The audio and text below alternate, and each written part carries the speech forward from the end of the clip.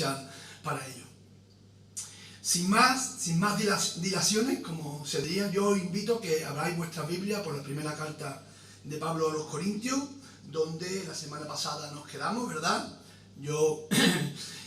Habéis visto por ahí una fotografía por aquí arriba, porque el tema que vamos a tratar hoy necesitaba también un poco de contexto. Creo que es interesante conocer un poco la cultura, ¿verdad?, de la que Pablo escribió la carta y a los que la escribió también allí a los Corintios.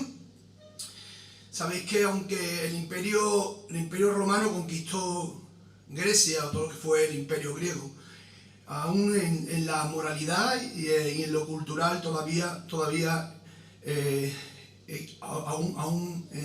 estaba el corazón del imperio griego, ¿no? Aunque Roma lo conquistó política y militarmente, pero verdaderamente aún la cultura, ¿verdad? Y en cuanto a la moralidad, pues todavía Grecia estaba en el corazón de esto. Entonces, Pablo, en ese segundo recorrido de su viaje misionero, él llegó allí a Corintio y ahí hizo una introducción hace, no sé si un par de años aproximadamente, sobre esta carta. Recordad que Corintio, no está la carta puesta, podéis poner la fotografía, por favor. Corintio se encuentra dentro de la península del Peloponeso, ¿no? La parte baja, la parte sur de Grecia, ¿verdad? Y veis, como veis, allí veis la separa la parte baja de Atenas. Pues muy bien, bueno, ahí hay un istmo, ¿no? Un istmo que la une con Grecia, ¿vale? Y hay un pequeño, ahora mismo es un canal que se construyó en el 1881-1892, para no tener que los barcos pues hacer ese recorrido alrededor de la península. Bueno, pues pasaban por aquel pequeño istmo, ¿vale?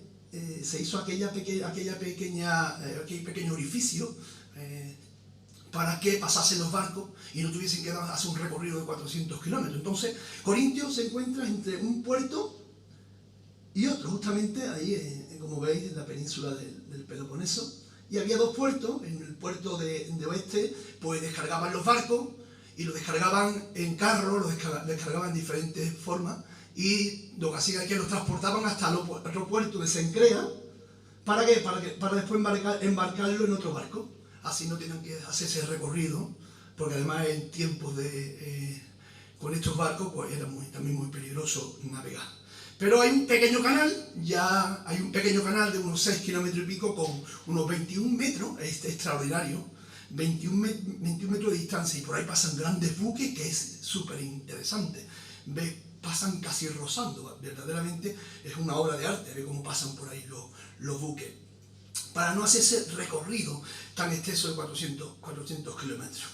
Y en medio de esa estrecha porción de tierra, ¿verdad?, se encuentra lo que es la ciudad de Corintio, y allí pues capitalizaba todo lo que era el movimiento comercial que iba desde lo que es la península de Itálica hacia el oriente. O sea, oriente y occidente se conectaban a través, verdaderamente, todos los viajes marítimos se hacían a través de ese pequeño puerto. Corintio se encontraba, como veis ahí, en ese cruce de camino de cultura entre Europa y Asia, y era la capital de la provincia de Acaya, que incluía también allí a la propia Atenas. Entonces, desde el punto de vista religioso, Corintio contaba con un gran templo pagano dedicado a lo que es la diosa romana del amor, Venus. Se identifica con la diosa Afrodita griega, y donde todo tipo de lujuria y desborde sexual eran promovidos por este tipo de culto religioso de una gran bajeza moral, y las sacerdotisas, que eran las prostitutas del propio templo, bajaban de noche a vender allí por su mercancía. Y imaginaros el contexto de lo que es la iglesia de Corintio.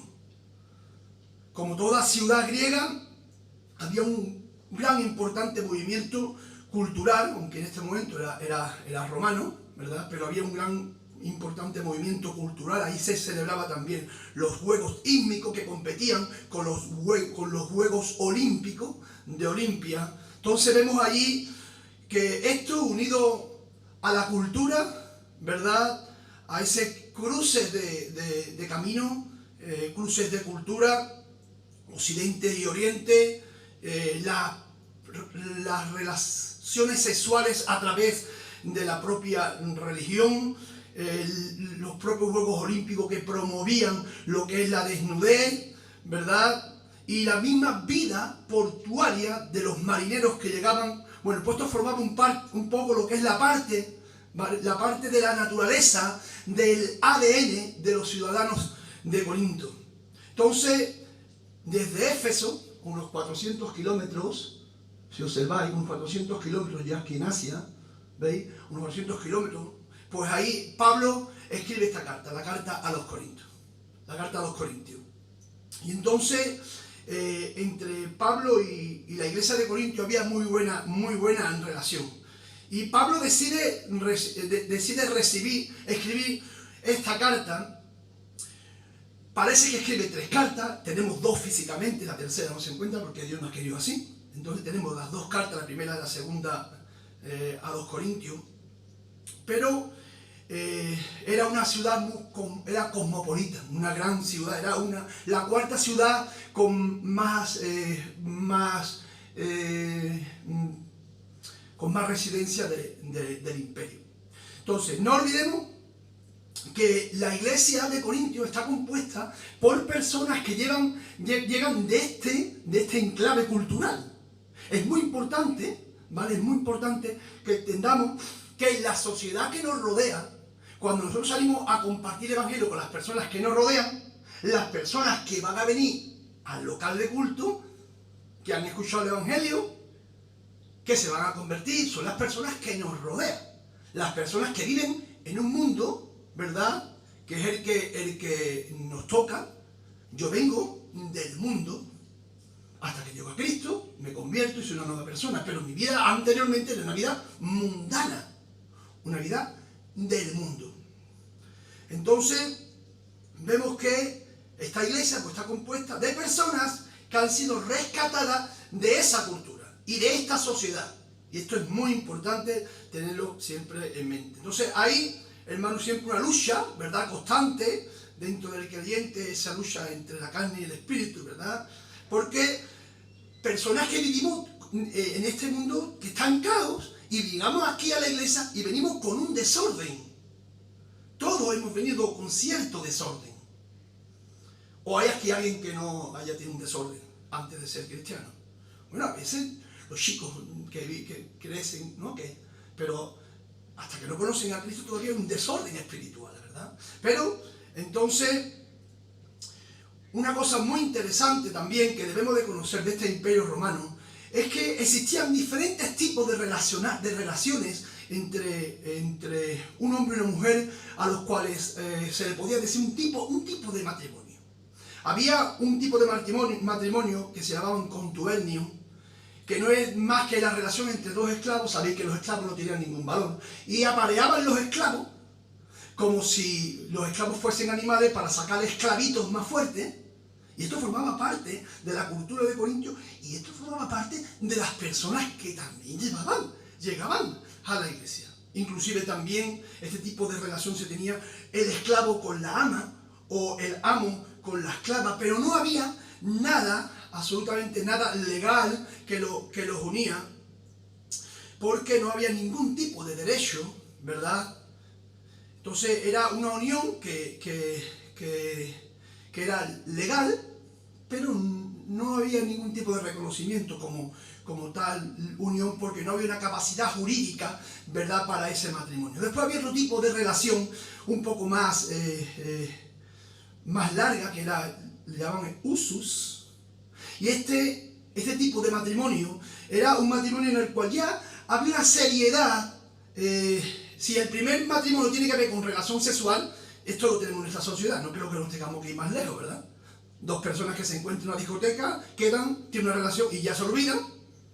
Pues este segundo matrimonio, el uso, son personas que conviven juntos sin tampoco haber ninguna relación, sino que en el desarrollo de un tiempo juntos, pues ya se le consideraba de alguna forma, se le consideraba un tipo de matrimonio. Se establecía, ¿verdad?, un tipo de matrimonio, pero sin ningún documento tampoco por medio. La única forma de disolver ese matrimonio, o una de las formas que había de disolver ese matrimonio, era que la mujer se iba 3 días fuera de su casa y no aparecía por 3 días y le llamaba aquello trinomnio, y entonces ya aquello se terminaba la relación matrimonial. Así que había una serie de matrimonios. Si tenéis la oportunidad de meteros en Wikipedia y veis un poco la historia sobre esto de Roma, es muy, porque después en el desarrollo de todo el gobierno romano, de todo el tiempo del Imperio Romano, se fueron acrecentando los niveles de intensidad, fueron acrecentando el número de matrimonios.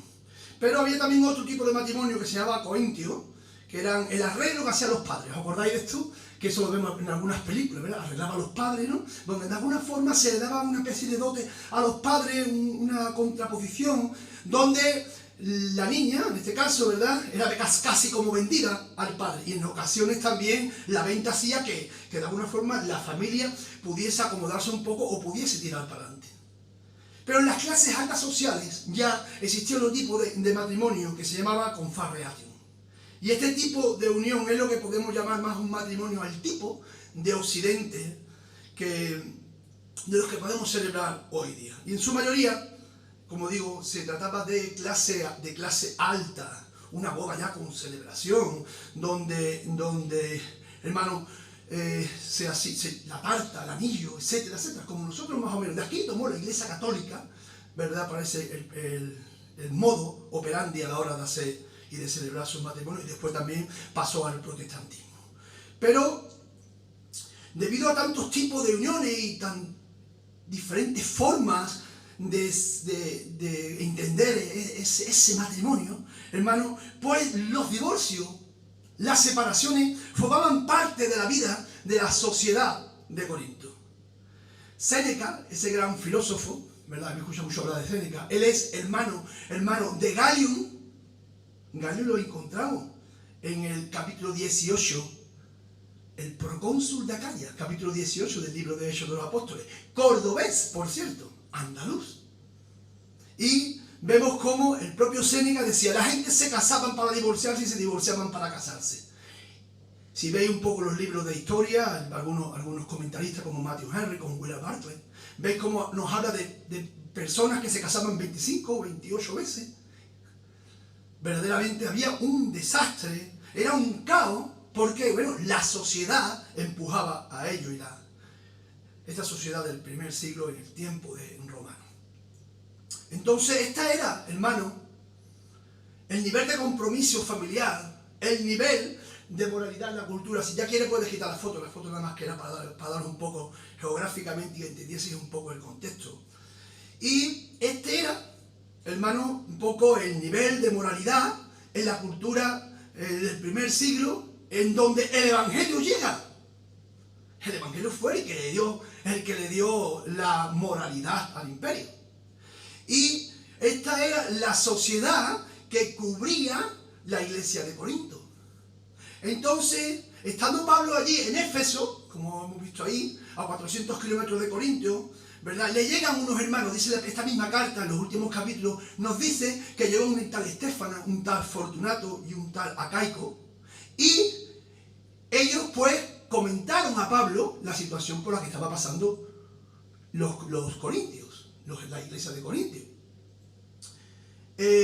Si me acompañáis hasta el primer capítulo un segundo para hacer una referencia, porque estoy curioso, y además que curioso lo digo porque en el versículo 11 de este primer capítulo dice, porque he sido informado acerca de vosotros, Pablo abiertamente, sin temor ninguno, para confrontar la iglesia de Corinto, dice, he sido informado acerca de vosotros. Observad, dice, por los de Cloé, o sea, la familia de Cloé, han informado a Pablo, dice, que hay entre vosotros contiendas.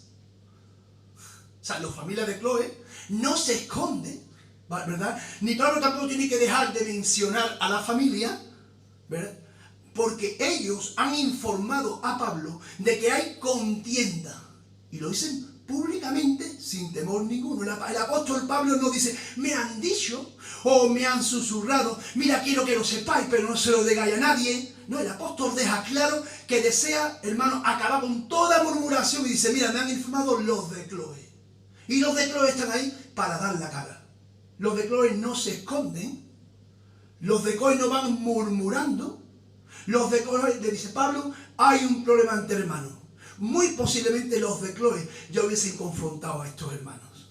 Y ahora van a informar al apóstol Pablo. Porque ese es el medio operandi, ¿verdad?, que la palabra de Dios nos enseña. Si tú ves que tu hermano tiene un problema, ve y habla con tu hermano.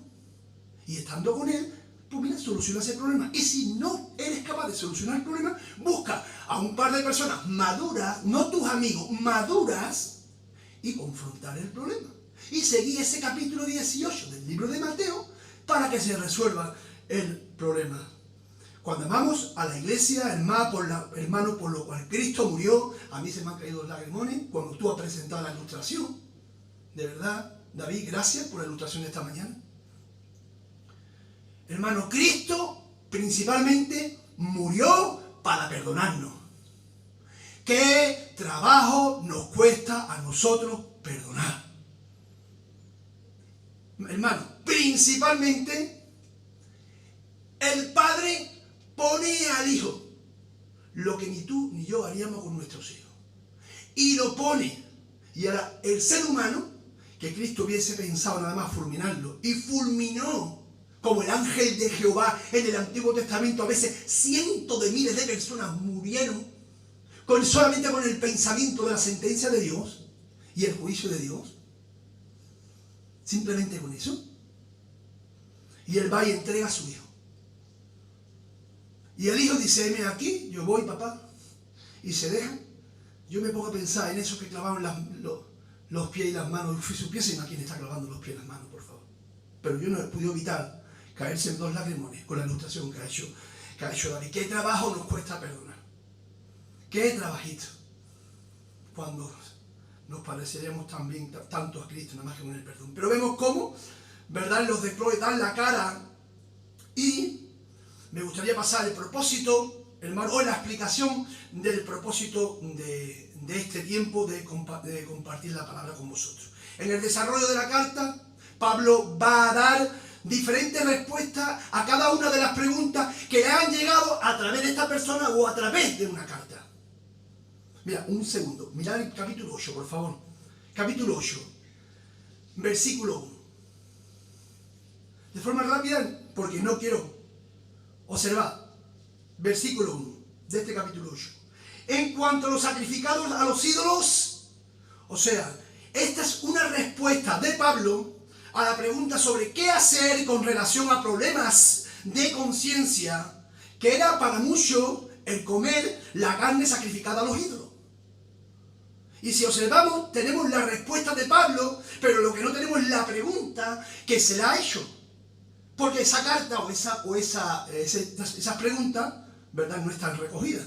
Pero es muchas veces como cuando nos ponemos al lado de una persona que está hablando por teléfono, ¿verdad? Por la respuesta de esta persona podemos saber que le ha preguntado, ¿verdad? Pues un poco no tenemos que jugar, no jugar, sino intentar atravesar este contenido de esta carta para de alguna forma conocer qué le estaba preguntando a Pablo. Pero lo que sí tenemos muy claro es la respuesta del apóstol Pablo sin ningún tipo de conjetura, ¿verdad? Y entonces, la respuesta de Pablo a las diferentes preguntas que le hace, ¿verdad?, algunas de ellas se encuentran dentro del capítulo 7. Porque es un capítulo muy necesario para que podamos entender, hermano, entendiendo ya el contexto, podamos entender, porque esta mañana nosotros queremos hablar sobre este tema que es tan importante. Hermanos que venían, hermanos, de un contexto social donde, como podéis ver, por su contexto, venían de una multitud de situaciones diferentes con relación a su situación civil, con relación a su estado civil. Personas que vienen de un contexto de inmoralidad tan alta, que cuando llegan a Cristo dice, una relación sexual es mala. Personas que casadas, hermanos, que se estaban separando para buscar un nivel de comunión con Dios más amplio, rechazando todo afuera. Estaba inclusive teniendo la carencia de la relación sexual con sus propios esposos, sus propias esposas. Personas que venían de diferentes nupcias y ahora llegan divorciados, ¿verdad?, de sus últimos cónyuges. Y cuando llegan a la iglesia le pregunta a Pablo, Pablo, ¿qué hacemos? Estas personas han llegado a Cristo, han conocido el Evangelio, vienen de segunda nupcia, de tercera nupcia, de una 20ª nupcia. ¿Qué hacemos? ¿Se casan? ¿No se casan? Son situaciones que Pablo tiene que enfrentar. Son situaciones que Pablo, como el bombero, ¿verdad?, tiene que ir apagando, ¿verdad?, fuego. Personas que se habían convertido y sus cónyuges no eran creyentes. ¿Qué hacemos? ¿Siguen con sus cónyuges? ¿Dejan a sus cónyuges? Si observáis en el desarrollo de este capítulo 7, Pablo va a ir dando respuesta a cada uno de estos temas. Personas que no tenían claro que era más espiritual si casarse o no casarse para servir al maestro, para dedicarme 100% a lo que es la obra de Dios. Y vemos cómo Pablo nos va a hacer una interpretación, él nos va a dar el consejo conforme a lo que él conoce de Dios bajo inspiración divina. Y necesitamos, hermano, tener o conocer esta respuesta para nosotros como iglesia también, hermanos, dar a cada caso de forma individual, cada caso de forma individual. Esto no es un cordel donde todos entran ni todos caben. Cada caso hay que estudiarlo de forma individual y dar una respuesta conforme a lo que la palabra de Dios dice. Entonces, ¿cómo damos una respuesta a cada caso de forma individual, hermano? Este es un poco el mensaje de esta mañana. Yo voy a pedir mucha paciencia, ¿eh? No sé si vamos a poder terminar hoy, pero yo voy a pedir a vosotros mucha paciencia y mucho amor conmigo, ¿eh?, como yo estoy teniendo con vosotros. Cristo nos da directrices. Cristo nos presenta unos parámetros. Y después el apóstol Pablo, a través de su carta, es lo que hace un comentario, es lo que hace una interpretación bajo inspiración divina, extendiendo la solución a cada caso. Todo es palabra de Dios, desde Génesis hasta Apocalipsis. Todo es bajo inspiración divina. Hay momentos que Pablo dice, esta pregunta se responde directamente y no hace falta una interpretación, ni hace falta un comentario sobre ello, sino esto es de forma directa, lo dice el Señor Jesús.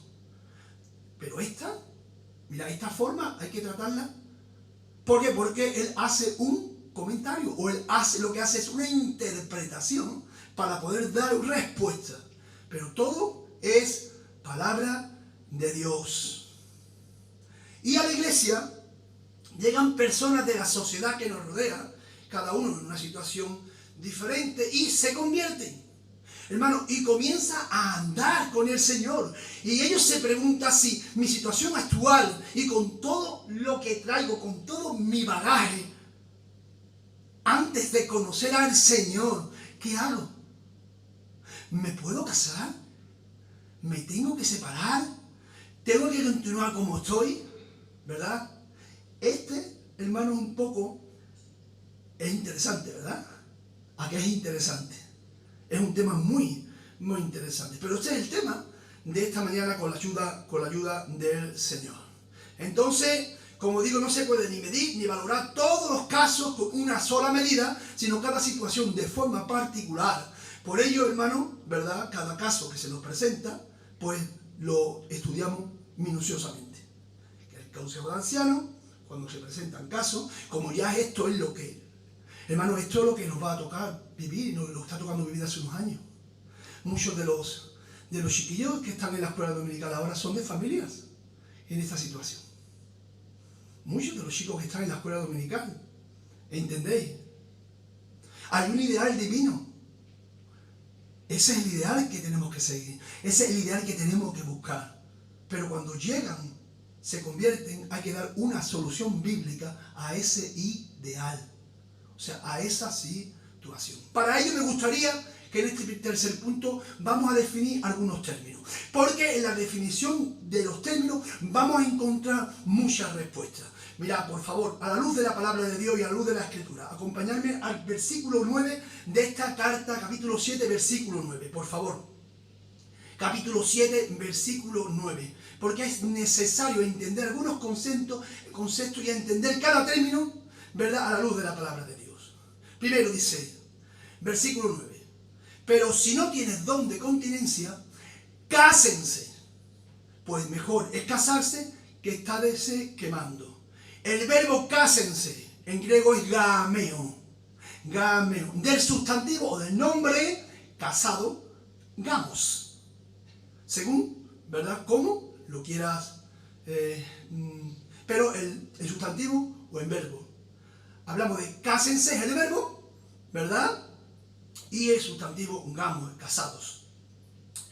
Ese mismo término, mirad el versículo 10. Es el mismo término que encontramos en el versículo 10.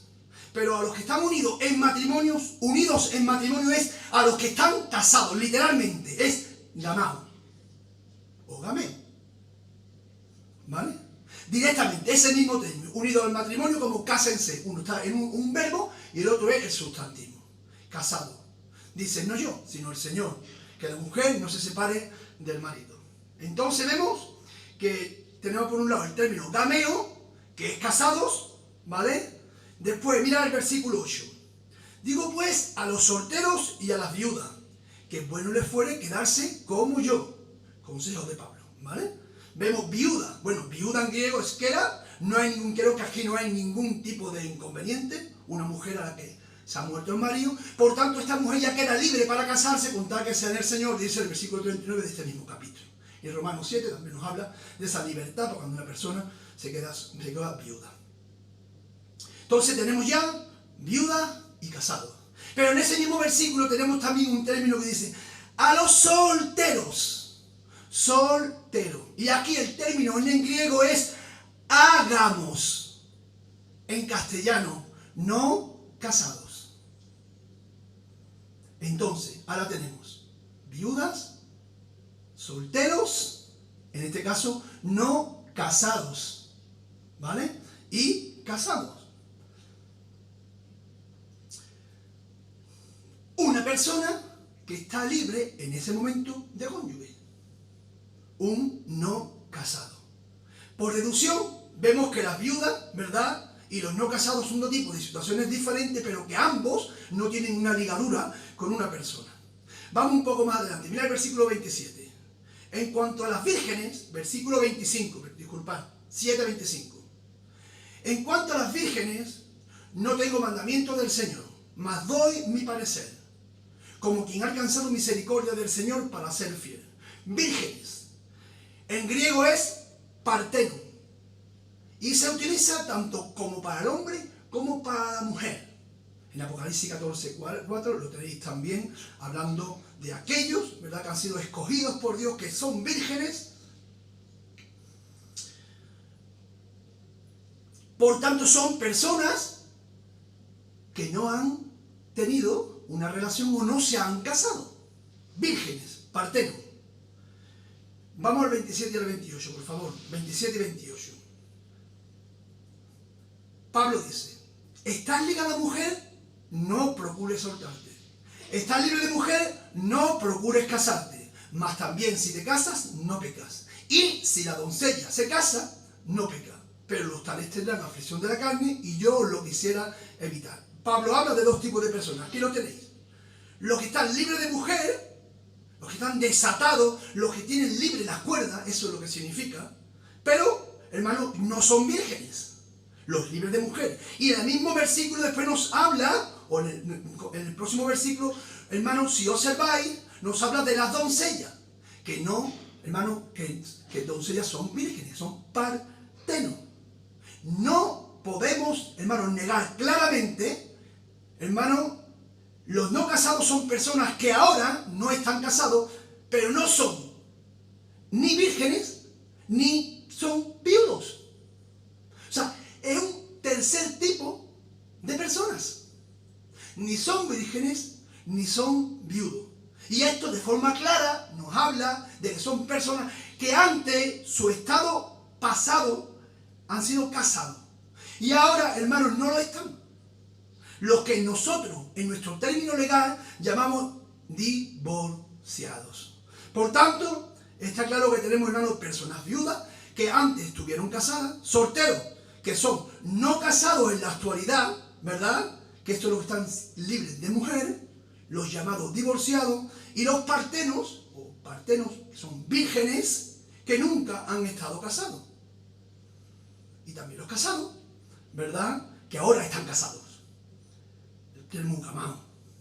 Entonces, viuda, no casados, divorciados, casados y vírgenes. Esto nos va a ayudar, hermano, para pasar al siguiente punto, ¿vale? Lo va a hacer entender mejor este capítulo 7. Cuando ya se han definido algunos términos, ahora podemos entender, hermano, nuestra Reina Valera habla de solteros, pero el original es no casado. En realidad, personas que antes estaban casadas y ahora no. Esto es necesario entenderlo así, porque exegéticamente es lo que dice, es lo que podemos entender, ¿vale? Entonces vamos a pasar al capítulo 7. Diga gracias al Señor de que estáis ahí haciendo un esfuerzo. ¿Cómo se dice eso, Francis? Cuando hace un esfuerzo, estáis ciñendo vuestros lomos, vuestro entendimiento. Hasta aquí lo tenemos claro, todo. Tenemos claro los conceptos hasta aquí, ¿verdad? No ha sido difícil de entender, creo yo. Hermanos, de lo que enseñemos aquí, cuando terminemos el culto, o por teléfono mejor en casa, si alguien tiene alguna duda, los ancianos, Antonio, Miguel Ángel y yo estamos con disposición de poder dar respuesta. ¿Vale? Que no aquí después, pero sí por teléfono en el momento que queráis. Pero ahora no, quizás no sea. ¿Vale? Pero por favor, como hemos hecho un esfuerzo, ¿verdad? Hemos ceñido los lomos de nuestro entendimiento, vamos a pasar al capítulo 7. En cuanto a las cosas que me escribisteis, dice, bueno le sería al hombre no tocar mujer. En cuanto a las cosas que me preguntaron, dice Pablo, y él responde, mira, es bueno que el hombre no se involucre en una relación sexual con una mujer. Pero, continúa diciendo, por causa de la fornicación, versículo 2, cada uno tenga su propia mujer y cada uno tenga su propio marido. Mira, el sexo no es malo siempre y cuando tú, ¿verdad?, lo desarrolles dentro del marco que Dios ha diseñado, que es el matrimonio. Dios ha diseñado ese matrimonio para que no tengamos, hermanos, que caer en fornicación, en pasiones sexuales y en desorden. Un hombre, una mujer, un matrimonio, ese es el diseño ideal que Dios ha confeccionado. Pablo sigue respondiendo a más preguntas en el desarrollo de este capítulo. Nosotros, como digo, no la tenemos, pero, hermano, vemos otra explicación por parte de Pablo. A continuación, versículo 3, el marido cumpla con la mujer el deber conyugal. Y asimismo, la mujer con el marido. La mujer no tiene potestad sobre su cuerpo, sobre su propio cuerpo. Versículo 4, voy a leer del 4 al 6. La mujer no tiene potestad sobre su propio cuerpo, sino el marido. Y tampoco tiene el marido potestad sobre su propio cuerpo, sino la mujer. No os neguéis el uno al otro, a no ser por algún tiempo de mutuo consentimiento, para ocuparos sosegadamente en la oración. Y volved a juntaros en uno, para que no os tiente Satanás a causa de vuestra incontinencia. Mas esto digo por vía de concesión, no por mandamiento, explica el apóstol Pablo. El deber conyugal son esas relaciones sexuales. El deber conyugal es la relación sexual dentro del matrimonio.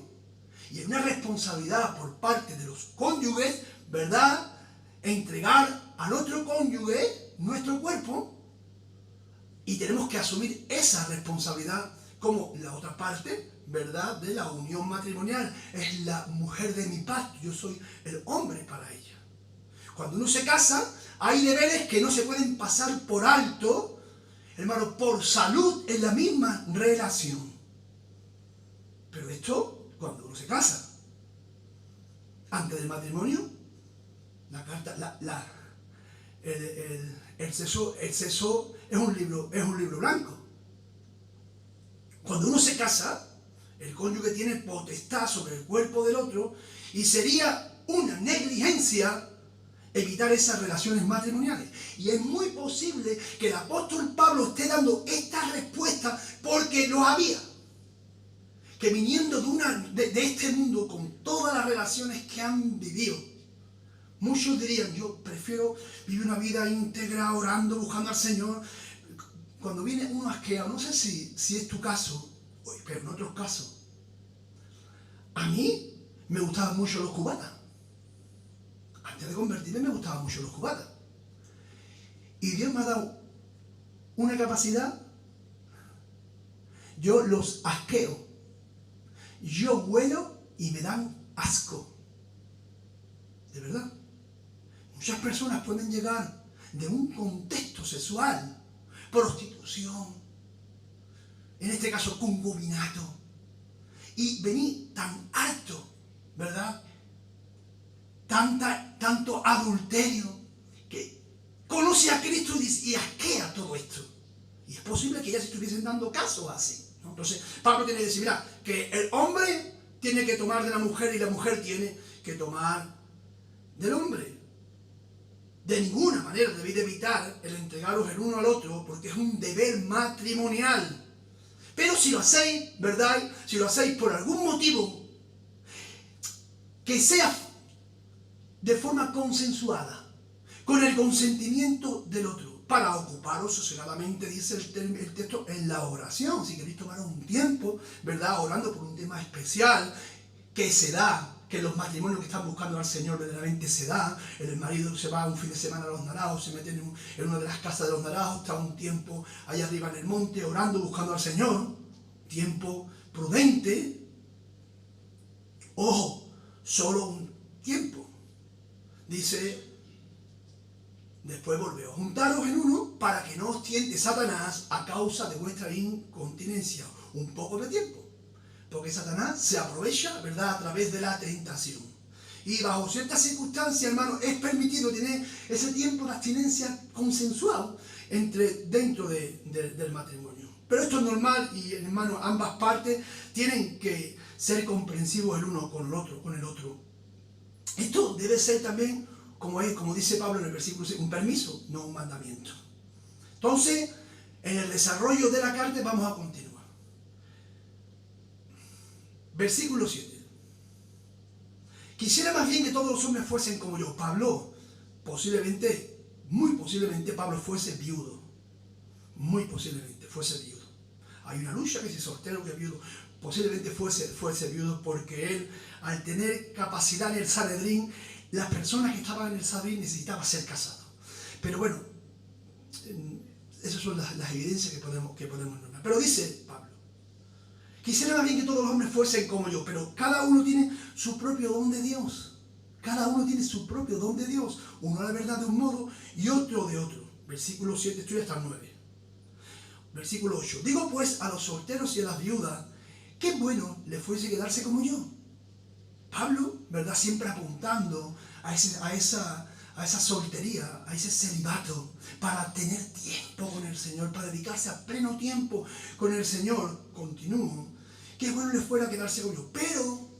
Pero, versículo 9, si no tienen don de abstinencia, cásense, pues mejor es casarse que estarse quemando. Uno de los propósitos de Pablo, como digo, de este capítulo, hermano, es hacer que la soltería sea una oportunidad para dedicarte al servicio. A lo mejor Dios te quiere para su servicio y te quiere soltero.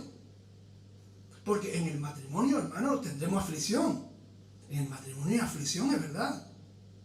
Y hermano, imagínalo en el tiempo de la persecución. Y con la mujer y con los niños. ¿Verdad? Y Pablo ve una oportunidad para que en el estado que se encuentre, o sea, en el estado que tú has conocido al Señor, que ya si estás soltero, no casado, si eres una viuda, que ya no tienes marido, dedícate al Señor. Esto es una de las opciones que presenta el apóstol Pablo. Y él siempre va empujando, ¿verdad?, la oportunidad de que estos sirvan al Señor, ¿verdad? Pero él sabe que no todo el mundo, ¿verdad?, que no todo el mundo tiene este don, y que aquellos que no son capaces de permanecer, hermanos, sin tener esa relación sexual, pues que se casen. A uno Dios lo capacita para no casarse, y a otro Dios le da la capacidad, hermano, y aquí nos muestra hasta como un don, como un carisma, ¿está?, para no casarse. Es por ello que él dice a los no casados y a las viudas, que si no tienen el don, que se casen. Si observáis, ambos se encuentran en esa misma situación. Unos libres de mujer que son los no casados, son los divorciados, y la otra libre de hombre, que son las viudas. Y a los dos Pablo le dice, mejor es casarse que estarse quemando. ¿Cuál es la situación de cada uno? Que si no son capaces de controlar sus impulsos sexuales, mejor que se casen. Si no, siempre, toda la vida, van a estar luchando con ese impulso sexual natural en el ser humano, porque Dios nos ha creado seres relacionales, seres sexuales, y para que no tengan esta lucha, si la tienen, como digo, los hay que no la tienen, pues cásense, porque mejor vivir en santidad con un cónyuge cristiano, vivir conforme a lo que la palabra de Dios nos dice, que estar luchando siempre con esos impulsos. Pero es que además que es lógico, ¿verdad? Es que además se entiende. Y recordad aquí que los no casados son aquellos que antes habían estado casados, y ahora Pablo le dice, cásense. Y además es un imperativo. El verbo está en imperativo. Cásense. Si no puedes contenerte, cásate. Y no podemos como iglesia pedir a personas que no tienen el don de continencia que no se casen. Por no entender bien. Esta es la posición que queremos. Esta es la posición que defendemos. Por no entender bien realmente el desarrollo de la redención. Dios tiene un ideal. Pero cuando llegan las personas a Cristo y el ideal se rompió, ahora Dios tiene que dar solución a lo que queda. Porque Dios es un Dios restaurador, un Dios de gracia, un Dios de misericordia, un Dios de amor. Mirad un poco más adelante para que lo entendáis mejor. Versículo 27 y versículo 28. ¿Estás ligada, mujer? Versículo 27 y versículo 28. No procures soltarte. ¿Estás libre de mujer? No procures casarte. Mas también, si te casas, no pecas. ¿Estás libre de una mujer? Mas también, si te casas, no pecas. Si una persona se divorcia y después llega a Cristo y se convierte, todos sus pecados han sido perdonados. Es una nueva criatura, su vida comienza desde ese momento. Él tiene o ella tiene que dar cuenta a Dios en el tribunal de Cristo. No a juicio, no en el gran trono blanco, sino en el tribunal de Cristo, que serán juzgadas nuestras obras. Y ahí no te habla tampoco de juicio. El tribunal donde recogerás más o menos coronas y diferentes coronas. Si somos nueva criatura, ¿verdad? Comienza una nueva vida. Y este era uno de los casos que se presentaban allí en Corinto de forma muy, muy asidua. Y estos son, hermanos, los no casados, personas que venían divorciadas, separadas, y ahora ¿qué hacen? Pues Pablo regula la solución, o sea, él da solución a la situación que se presenta allí a cada uno. Le podrían preguntar, Pablo, ¿qué hacemos con esto? Que llegan a la iglesia y vienen de varios matrimonios anteriores. ¿Qué hacemos, Pablo? Ahora llega divorciado. Y Pablo le dice, mira, sería bueno que quedarse como yo, que sirviesen en el Evangelio al Señor, que han conocido a Cristo, pueden ser una herramienta útil en las manos de Dios. Dedicarse 100% al Evangelio, que no se dediquen a otras cosas, sino a las cosas, a la obra de Dios. Pero si no tienen el don de continencia, que se casen. En imperativo, además, que se casen, cásense. Una persona que no tiene ese don de abstinencia va a vivir una vida, ¿verdad? Siempre va a vivir una vida quemándose. Y Pablo, bajo inspiración divina, hermano, y haciendo una interpretación correcta de lo que la Escritura dice, cásense. Cásense. ¿Lo entendemos o no lo entendemos? Es lo que entendemos. Continuamos en la carta. Y en la carta ahora se presenta, a partir del versículo 10, versículo 11, se presenta otro caso. Otro caso, hermano, que es muy diferente al caso anterior. Porque cuando se presentan los casos, hay que mirarlos uno a uno. Aquí no son por grupo.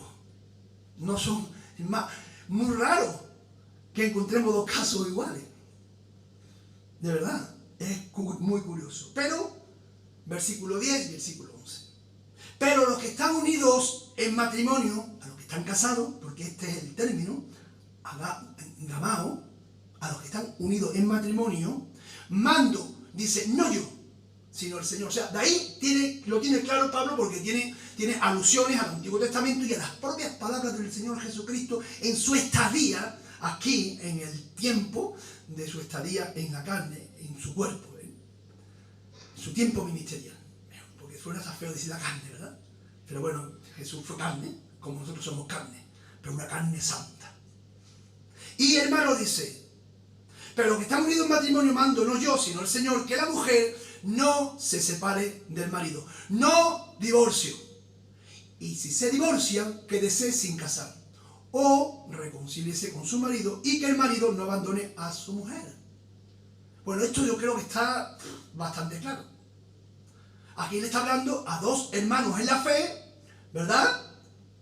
Casados, dos cristianos unidos en matrimonio. Dos personas nacidas de nuevo, que hemos conocido a Cristo. Un caso, mi esposa y yo, ¿verdad? Conocimos a Cristo, los dos estábamos casados, seguimos casados, ¿verdad? ¿Por qué? Porque, dice el Señor, no se separen, no se divorcien. El término. Observad bien. Que la mujer no se separe del mundo, del marido. Versículo 11. Y que el marido no abandone a su mujer. ¿Recordáis? ¿Sabéis que el término es abandonar? Cuando veía el tiempo abandonar, no divorcio. Pero vemos cómo esto nos lleva a las palabras de nuestro Señor Jesucristo la semana pasada. ¿Recordáis? Las palabras de nuestro Señor Jesús. ¿No habéis leído? Dando respuesta a aquellos que le habían hecho la pregunta para tentarle. ¿Os acordáis o no acordáis? Capítulo 19 del libro de Mateo. Versículo 4 al 6. ¿No habéis leído que el que los hizo al principio varón y hembra los hizo? Y dijo, por esto el hombre dejará a su padre y a su madre y se unirá a su mujer y los dos serán una sola carne. Ya no son más dos, dice, sino una sola carne. Y Jesús añade, esto no se encuentra en el Antiguo Testamento, esto es ampliar la revelación divina. Jesús añade, lo que Dios juntó, no lo separe el hombre. Dios crea, ¿verdad? Dios crea, Dios fue el creador, el diseñador del matrimonio. Y Dios une, ¿acordáis? Los términos que utilizábamos la semana pasada para pegamento, cementa como un cemento, una sola carne. Por tanto, no lo separe el hombre. El matrimonio es un vínculo de por vida y para siempre. Y Pablo dice, y que la mujer no se separe del marido, versículo 11, y que el marido no abandone a su mujer. Para dos hermanos en la fe, la solución es buscar la solución en la gracia y la misericordia de Dios. Porque en un matrimonio cristiano todo se resuelve si los dos ponen empeño para ello. La misericordia y la gracia, hermanos, que hemos recibido, podemos otorgarle a nuestros cónyuges. La misma gracia. Si fuese la misma gracia. Tiene esa intensidad o esa cantidad de gracia. Entonces, hermanos, versículo 11 dice, y si se separa, quédese sin casar o reconcíliase con su marido. Si dos hermanos deciden separarse por los motivos que sean, que no estén bajo la cláusula de excepción que hablamos la semana pasada, a causa de fornicación, de un cónyuge reiterante, de un cónyuge adúltero, inmoral, persistente, si no está dentro de esa cláusula, hermano, no te puedes divorciar, no te puedes volver a casar, porque no hay divorcio. No se han dado las condiciones para ese divorcio. Y Cristo, en ese capítulo 19, nos habla. Y aquel que se casa con otra adultera, y el que se casa con él adultera también, o con ella adultera también. Cuando no existe la posibilidad de volverse a casar, esto va a hacer que reconsideremos más nuestra situación. Por eso dice, reconcíliase con su marido. Hermanos, la mayoría, ahora hay eso de incompetencia de caracteres, orgullo, egoísmo, altivez. Cuando dos personas cristianas se someten al señorío de Cristo y quieren vivir conforme a lo que la palabra de Dios dice, y ha habido una infidelidad que no se justifica, que nadie lo justifica. Si el cónyuge dañado quiere perdonar, tiene la capacidad de perdonar, gracia ha recibido y misericordia ha recibido para poder. Pero si no, tiene una cláusula. Esto es lo que nos dice la palabra de Dios. Esto es lo que vemos en la palabra de Dios. Esto es lo que entendemos como iglesia. Eso de las diferencias de caracteres se solucionan, hermano, con un arrepentimiento genuino y humillándote al Señor, pedí perdón al Señor y pedí perdón a tu cónyuge. Y con esto no digo que no haya casos, hermano, en los que los matrimonios tengan que ser ayudados en consejería matrimonial y hacer un seguimiento bíblico. Con esto no digo que no haya caso, hermano, en el cual haya una consejería, porque esto se necesita en muchas ocasiones y es necesario. Y es bueno acudir a un consejero bíblico, ¿verdad? Acudir a aquellos que te puedan dar un consejo maduro, que os ayuden de alguna forma a quitar las asperezas que hay, a entender mejor cuáles son los principios bíblicos para el matrimonio, para volver a uniros, para que los conflictos se puedan resolver. Esto es normal, esto puede suceder, y sucede, y de hecho sucede. Pero con la ayuda del Señor y con la humildad necesaria, hermano, se pueden resolver todos los casos. Inclusive a veces también se le puede aconsejar, inclusive, como digo, a los cónyuges que se separen por un tiempo. Por un tiempo, para dar solución a su problema. Pero todo es guiado y llevado por la consejería bíblica. Igual que hay casos claros, hermano, como aquellos que Jesús introduce, salvo causa de fornicación. Y esto tiene que ver a un nivel más alto. No una infidelidad, como hablamos, sino un grado más alto. Eso tiene que ver con la inmoralidad reiterada, continua, persistente, donde el cónyuge dañado puede ejercer ese derecho, digo puede ejercerlo, no que siempre lo ejerza. No siempre se ejerce, porque el matrimonio se debe de ejercer por gracia y misericordia. Pero también hay casos en los que se sufren malos tratos. Abusos psicológicos, abusos físicos, abusos sexuales. Entonces, hermano, ese caso hay que verlo a la luz de la palabra de Dios y estudiarlo solamente aparte. Porque muy posiblemente, y digo muy posiblemente, yo no creo que ningún hijo de Dios genuino nacido de nuevo le pegue a su mujer. Un hijo de Dios nacido de nuevo, una persona que ha creído en Cristo Jesús, entonces no se le debe tratar quizá como un hermano. Quizá apliquemos otra medida. A pesar de aplicar Mateo 18, hermano, bueno, pues trabajaremos con el caso de forma concreta. Pero son casos excepcionales que suceden. Y eso lo tratamos, hermano, lo hemos tratado en Oré, y posiblemente por la sociedad que nos rodea, las personas están llegando, pues es que hay mucho trigo y también hay mucha cizaña. Y es difícil de identificar la cizaña dentro del trigo. Y se los puede volar. Los lobos vestidos de cordero. Y parecen, pero no lo son.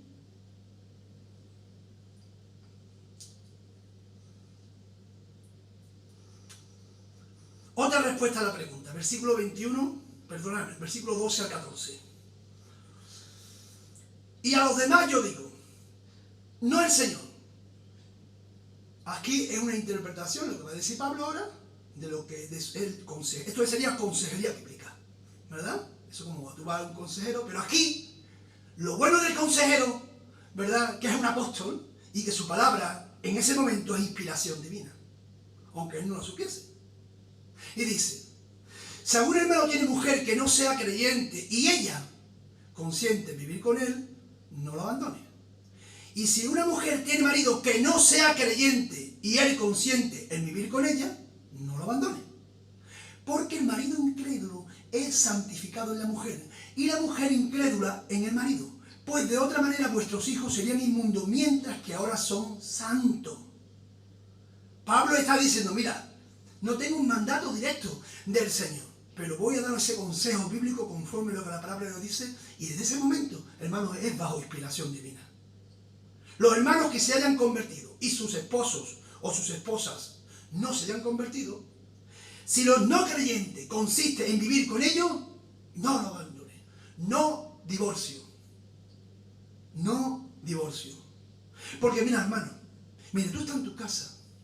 Tú eres un canal de bendición para tu familia.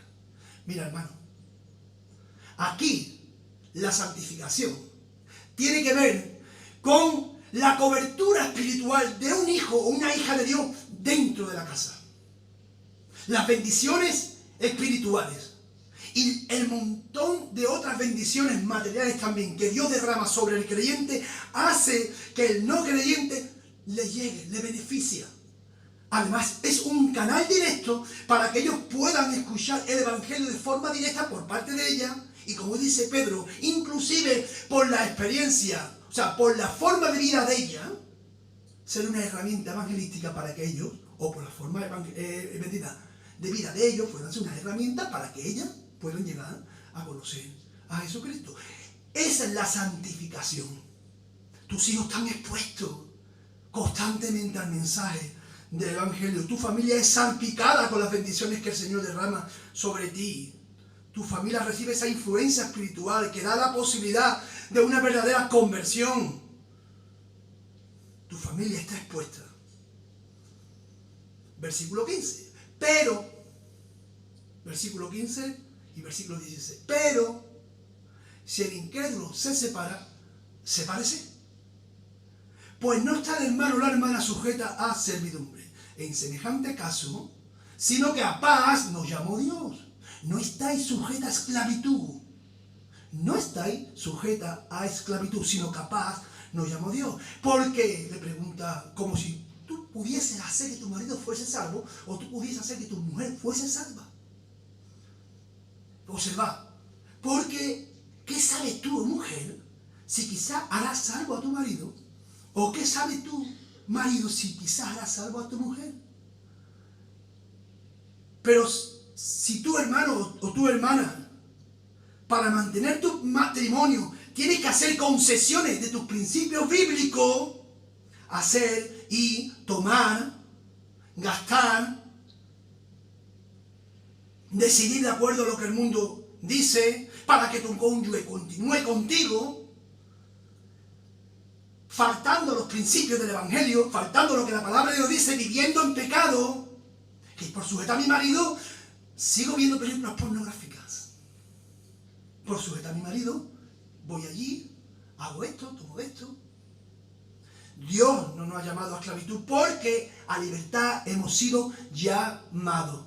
Hemos sido libertados por la sangre de Cristo y conocimos la verdad y la verdad nos hizo libres y somos libertos en Cristo. Si tienes que hacer concesiones y abandonar los principios de la palabra de Dios para agradarlo a él o a ella, no estás viviendo y no estás haciendo conforme a lo que la palabra de Dios dice. Estás haciendo mal. Es contrario.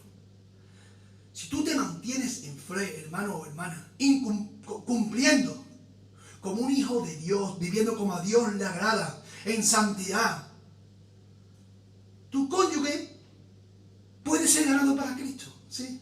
Pero si no lo es y te obliga a lo contrario, hermano, si él quiere vivir contigo sin tú faltar tus principios bíblicos, estupendo. Estupendo, gloria a Dios. Pero si te va a hacer, hermano, que tú faltas tus principios, que tú faltas vivir una vida de santidad, que tú vives en pecado continuo, hermano, la palabra dice, sepárese, pues no está el hermano o la hermana sujeto a servidumbre. El creyente que es abandonado, que es repudiado por vivir su fe, hermano, es como cuando le dan una carta de divorcio, es cuando le dan una carta de repudio. Tiene la libertad de poder casarse. Se ha repudiado y se le da una carta para que no se le llame adúltero o adúltera. Queda en libertad de casarse, con tal que sea en el Señor. En el Señor significa con un hijo o una hija de Dios. Y en el Señor significa con aquel que Dios desee que tú te cases. No te cases con el primero que encuentres porque sea creyente, porque ya está liándola de nuevo. Bajo la voluntad del Señor, un tiempo de oración, un tiempo de búsqueda, no del primero que me enamoro, no del primero, y ya. ¿Por qué? Porque nuestro, hermano, el matrimonio no es enamoramiento. El matrimonio va más allá, hermano, va más allá. Una decisión que se toma, hermano, desde la voluntad. En el Señor, conforme a lo que la palabra de Dios dice, cuando se concede un divorcio, que solamente se concede en dos casos, según hemos visto, en el caso del repudio del no creyente y en el caso del fornicario, en este caso son los dañados, los cónyuges dañados, Dios les da la oportunidad de poder casarse en el Señor. En el Antiguo Testamento, recordad, en Esdras y en Nehemías vemos una separación del pueblo pagano. Pero bueno, eso no aplica, en el Antiguo Testamento no aplica aquí, ¿no? Aquí Pablo inclusive es más conservador que entonces, porque el mandamiento, ¿verdad?, de la gracia es aún mayor.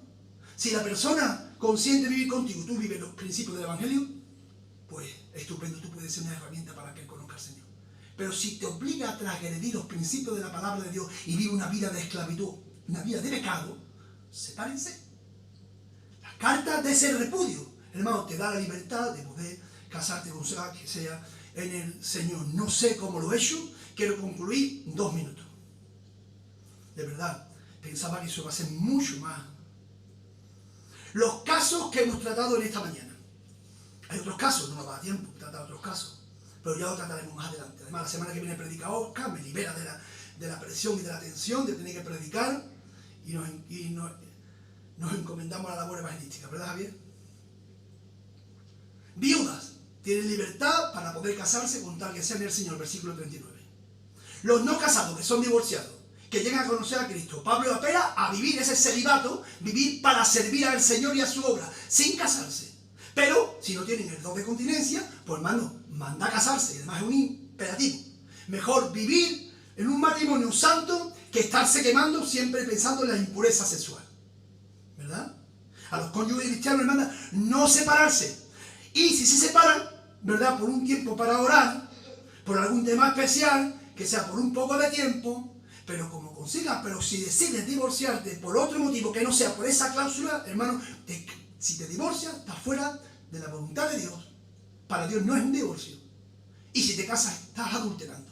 Y adultera, ¿con quién te cases? Tú.